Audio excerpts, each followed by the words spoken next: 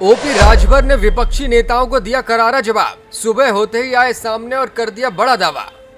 हार या जीत का नहीं कोई असर, हर हाल में भाजपा सरकार में अहम मंत्री पद पाएंगे ओपी राजभर।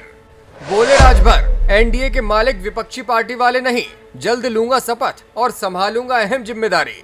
यूपी के मऊ में घोसी विधानसभा सीट पर हुए उपचुनाव में एक और जहां दारा सिंह चौहान भाजपा प्रत्याशी के तौर पर मैदान पे थे, वहीं हाल ही में एनडीए में शामिल हुए सुभाषपा प्रमुख ओम प्रकाश राजभर लगातार भाजपा की हार के बाद अब विपक्षी पार्टियां ओपी राजभर के मंत्री बनने पर सवाल उठा रही हैं। सपा के तमाम नेता कह रहे हैं कि अब राजभर का मंत्री बनने का सपना चकनाचूर हो गया है। फिलहाल भले ही घोसी उपचुनाव में हार की वजह से विपक्ष के निशाने पर ओपी राजभर हैं, लेकिन मंत्री बनने के सवाल पर अब उन्होंने चुप्पी तोड़ दी है और एक बड़ा दावा कर दिया है। बलिया पहुंचे ओपी राजभर ने मीडिया से बात करते हुए मंत्री बनने को लेकर बहुत कुछ कहा। उन्होंने कहा, मैं फिर कह रहा हूं कि विरोधी पार्टी वाले या फिर विपक्ष के लोग एनडीए के मालिक नहीं हैं। उनकी मर्जी से यहाँ कुछ भी नहीं होगा, यहाँ जो होगा वो हम लोगों की मर्जी से होगा।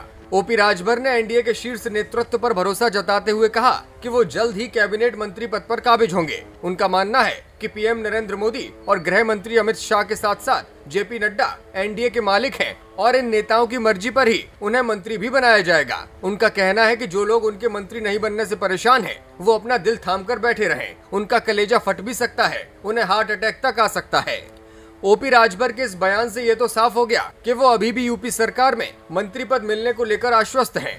आपको पता ही होगा कि कुछ वक्त पहले ही सुभाषपा चीफ ओपी राजभर सपा से घोसी सीट पर विधायक रहे दारा सिंह चौहान ने भाजपा का दामन थामा था। ऐसे में उपचुनावों के दौरान दोनों ही नेताओं की पूरी कोशिश थी कि इस सीट को जीता जाए और अपनी ताकत सरकार के सामने पेश की जाए।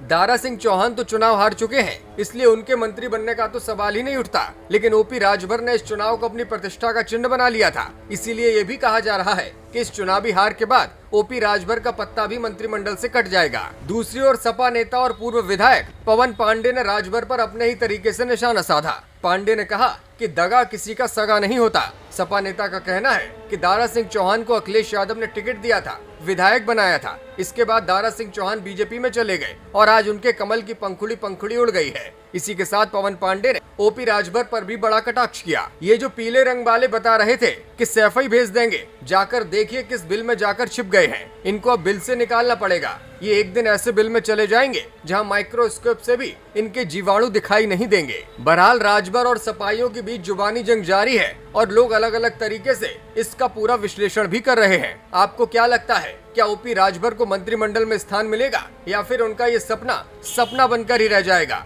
ब्यूरो रिपोर्ट, मीडिया हलचल।